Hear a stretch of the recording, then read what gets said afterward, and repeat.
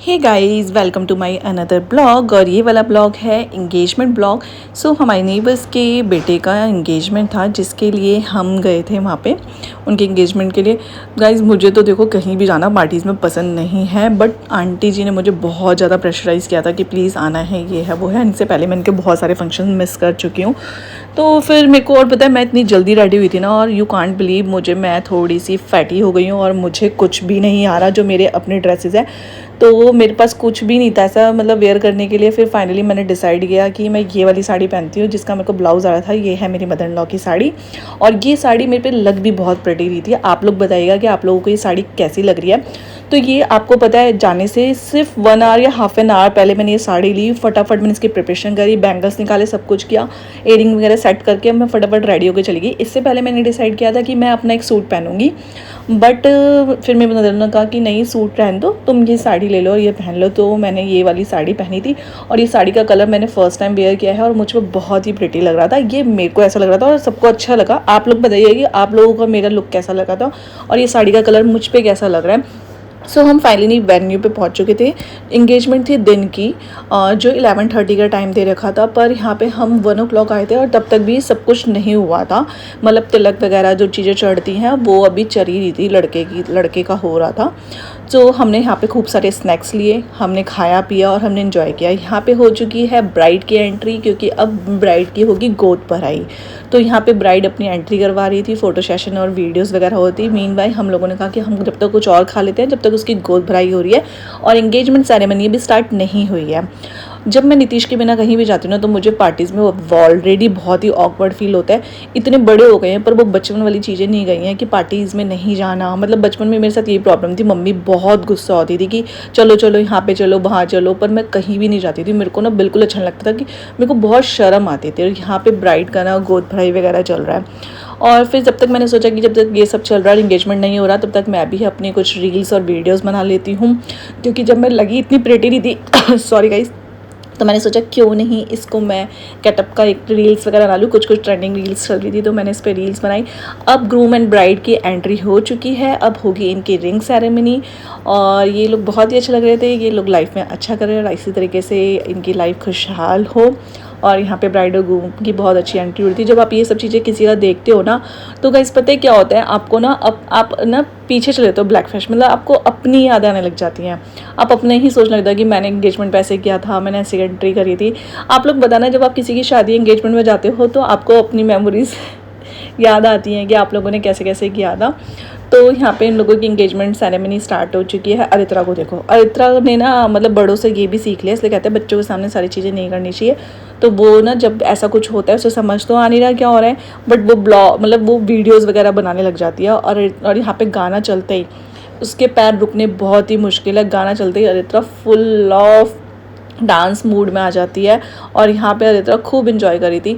मैं अब ना फंक्शन में सिर्फ अरित्रा के लिए जाती हूँ, क्योंकि ना बच्चे को सब कुछ एक्सप्लोर करना चाहिए, तभी बच्चा सब कुछ सीखता है। अगर आप उसे बाहर निकालोगे नहीं, लेकर नहीं जाओगे, तो वो सोसाइटी में कुछ भी नहीं सीखेगा। तो बच्चों को ना फैमिलियर होना चाहिए, आना जाना चाहिए। जैसे अब हम बड़े हो गए, तो हम डिसाइड करते हैं कि हमें कहाँ जाना है, नहीं जाना, वो बच्चा बाद में डिसाइड करेगा। बट बच्चे का बचपन यही होता है कि बच्चे को हर चीज़ जीने दो, हर तरीके से रहने दो, और बच्चा अपनी लाइफ को फुल एंजॉय करे। क्योंकि यही एक टाइम है, टाइम के साथ जैसे आप ग्रो अप होते जाओगे, तो आपके साथ रिस्पॉन्सिबिलिटीज़ बढ़ती जाती है। जब बच्चा बड़ा हो जाएगा, तो उसकी स्टडीज़ के प्रेशर इतना होगा कि उसके पास खुद के लिए टाइम नहीं होगा। स्कूल जाओ, होमवर्क करो एंड ऑल, और एक्टिविटीज़, तो आपका टाइम वैसे ही निकल जाएगा। तो यही एक बहुत प्रीशियस टाइम है बच्चे के लिए, जो बच्चा अपनी लाइफ को एंजॉय कर सकता है बिना किसी स्ट्रेस के, बिना किसी टेंशन्स के। तो मुझे ऐसा लगता है कि जहाँ पे मैं अरित्रा को ये चीज़ें दे सकती हूँ, वो मुझे देना चाहिए। तो मैं अब ज़्यादातर जगहों पे सिर्फ अरित्रा की रीज़न से जाती हूँ।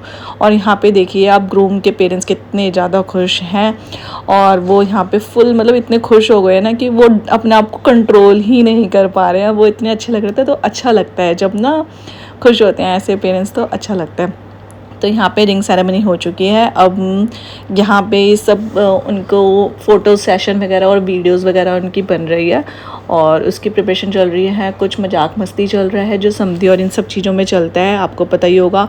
तो दोनों साइड से वो देखिए, आप देख रहे हैं ना, दोनों साइड से मजाक चल रहा है। वही वाला सॉन्ग लड़का तुम्हारा कुंवारा रह जाता, लड़की तुम्हारी कुंवारी रह जाती, कि मानो हमारा एहसान कि लड़की ने हाँ कर दी। और अब हो चुका है हमारे लंच का टाइम, क्योंकि ये दिन में था ये फंक्शन, तो अब हमने सोचा रित्रा ने वैसे भी कुछ नहीं खाया था। रित्रा जब पार्टीज़ में जाते हैं खेलती वेलती रहती है, मेरा वेट पुट ऑन होता जा रहा है, बट खाने पे कोई कंट्रोल नहीं है, कहीं जाओ तो खाया ही जाता है। आप लोग बताइएगा, आप लोग कंट्रोल कर पाते क्या?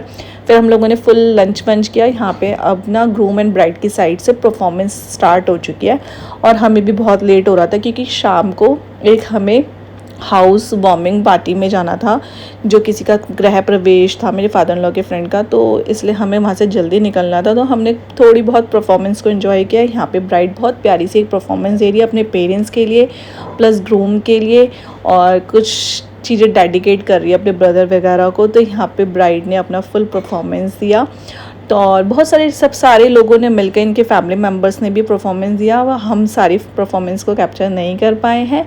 आई होप मेरे ब्लॉग्स आपको अच्छे लग रहे होंगे, और आपको मेरे ब्लॉग्स अच्छे लग रहे हैं तो लाइक शेयर एंड सब्सक्राइब करना ना भूलें। साथ में बेल आइकन को प्रेस करें सो आने वाली सारी नोटिफिकेशन आपको मिलती रहे, और इसी तरीके से अपना प्यार हमेशा बना के रखें। शेयर करें, लाइक करें और सब्सक्राइब करें मेरे चैनल को, और आने वाले सारे ब्लॉग्स को प्यार दें, ताकि आप भी ग्रो करें और मैं भी ग्रो करूं।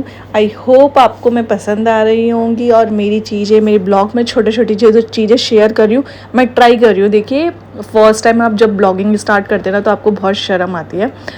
टाइम के साथ वो चीज़ें चेंज हो जाती हैं, जो चेंजेस मेरे अंदर भी आ रहे हैं, और कुछ चीज़ें हुई हैं जो चेंज करी हैं। तो आई होप आपको वो चेंजेस भी अच्छे लग रहे होंगे, और मैं इस टाइम के साथ सोच रही हूँ कि डेली रूटीन में हम क्या करते हैं वो चीज़ें भी आपके साथ शेयर करनी चाहिए, इसलिए ये मैं छोटी छोटी ब्लॉग्स आपको बना के शेयर करती हूँ।